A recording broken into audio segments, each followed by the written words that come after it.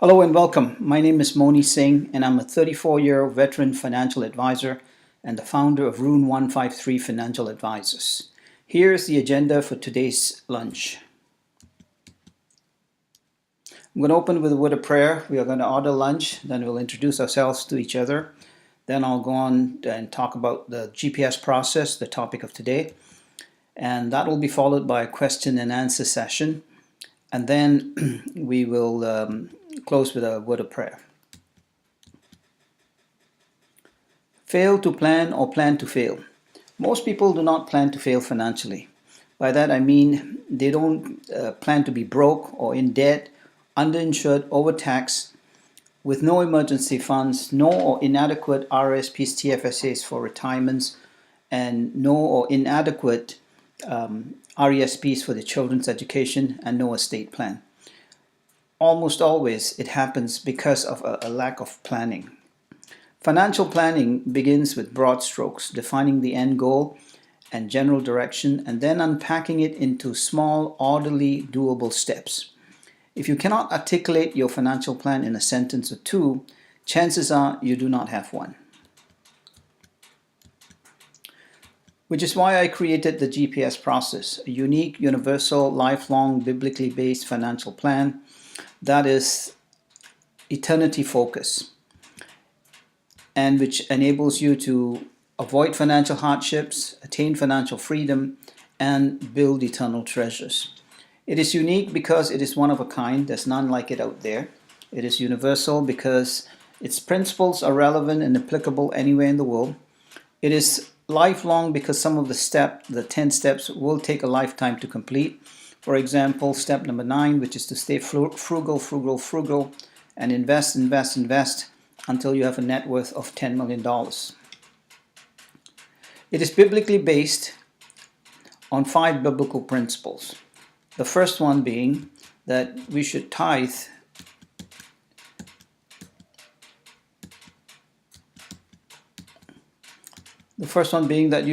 we are stewards and not owners of all the resources that God has entrusted us with. Second, that we're going to be held accountable in how we spent the money that God has entrusted us with. Third, that debt is not biblical. Fourth, that we should live within our means. And fifth, that we should build eternal treasures instead of pursuing, building, and accumulating earthly treasures, trinkets, and trophies. Being biblically based gives it an eternity focus.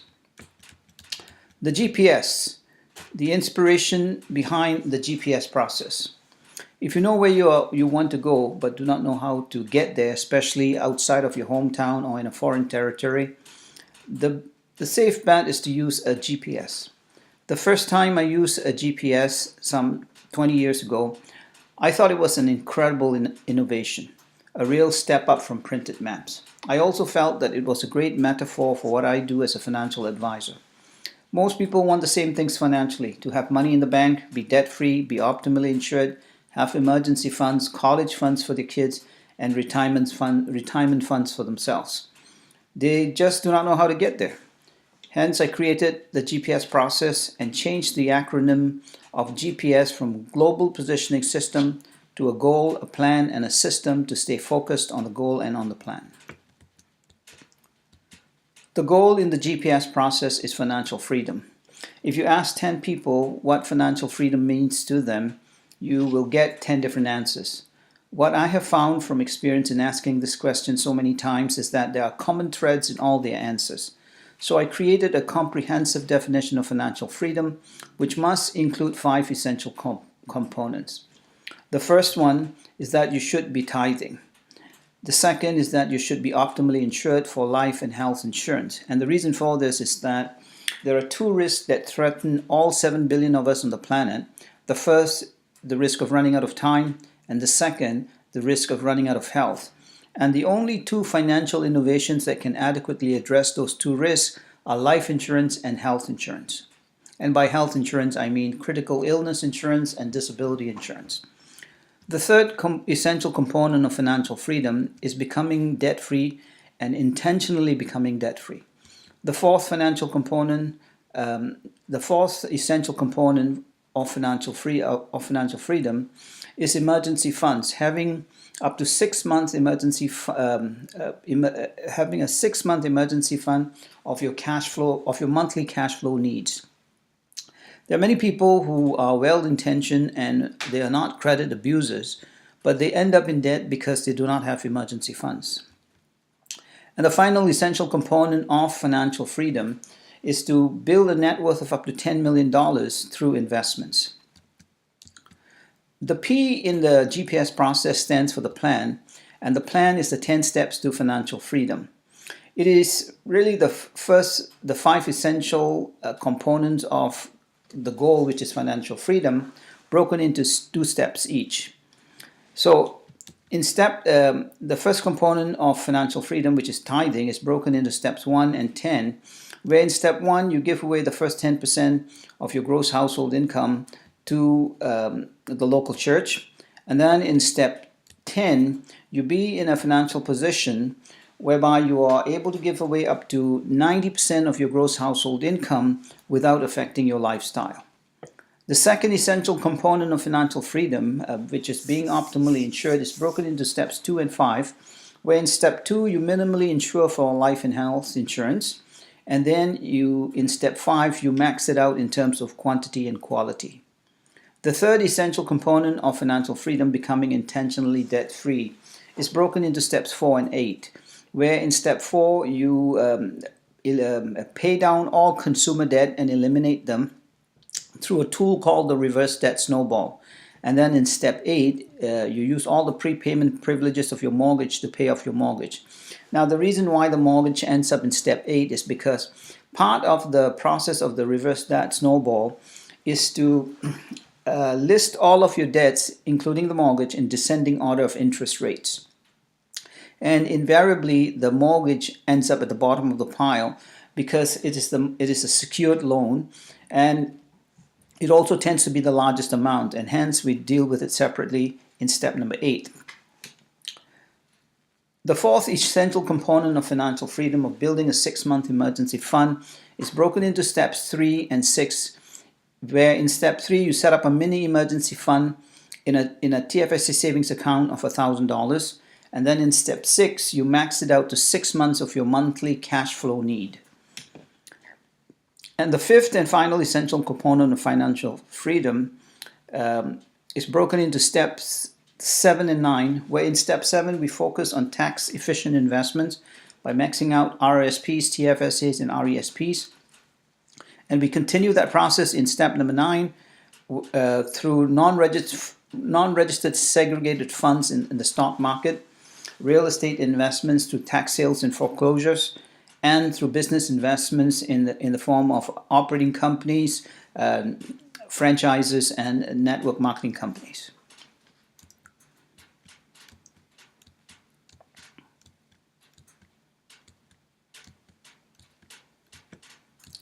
The S in the GPS process stands for the system, a system to stay focused on the goal and on the plan. And we do it in 2 ways. First, by meeting for 2 hours every 90 days at a local Room 153 workshop, usually in a church, in an evangelical church, in the months of September, December, January, and April of each year continuously. The first hour of that meeting is spent reviewing the GPS process to stay focused on the goal and on the plan.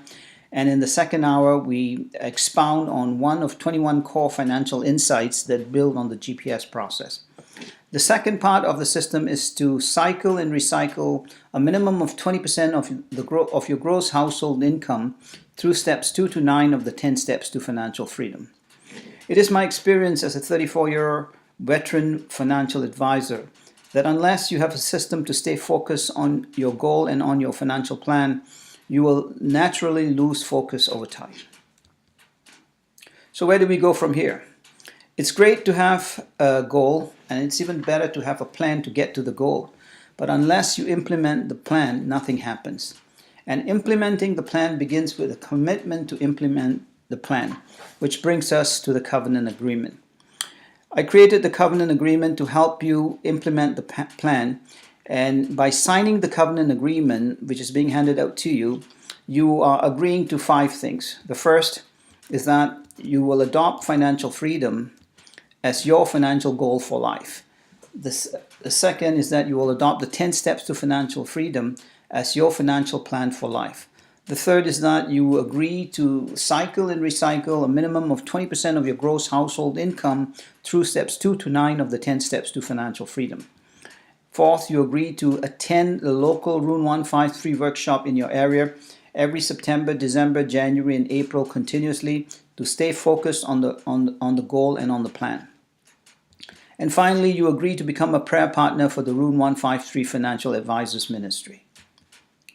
You become a Rune 153 financial advisor, you become a Rune 153 prayer partner by signing the prayer partnership agreement which is being handed out to you.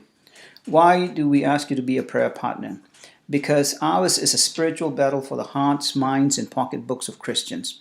And the battle for the hearts and minds can only be fought and won in the spiritual realm.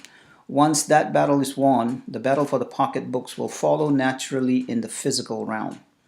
By signing the prayer partnership agreement, you are agreeing to the following.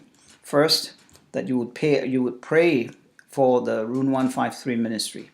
And specifically, you will be praying for three things. One, for protection from the enemy, who is bent on seeing us fail at this, and particularly for protection for the key managers, key Rune 153 managers, and the Rune 153 advisors who are on the front lines and in the trenches. Secondly, you'll be praying for favor from Christians whom our Rune 153 advisors approach to consider the GPS process. And finally, you will be praying for the completion of the Rune 153 vision, which is to set up 153 Rune 153 franchise corporations across Canada within the next 4 years or less. This prayer takes only 20 seconds, and you can do this in one of four ways. One is you can do this daily at the start of your day for the next 24 hours. You can do this weekly on Sundays to cover the whole week. You can do this on the first of each month to cover the whole month. Or alternatively, you can cover it. You can pray this prayer on December 31st of each year to cover the whole upcoming year. That brings me to the end of my presentation, and now I will take any questions you may have.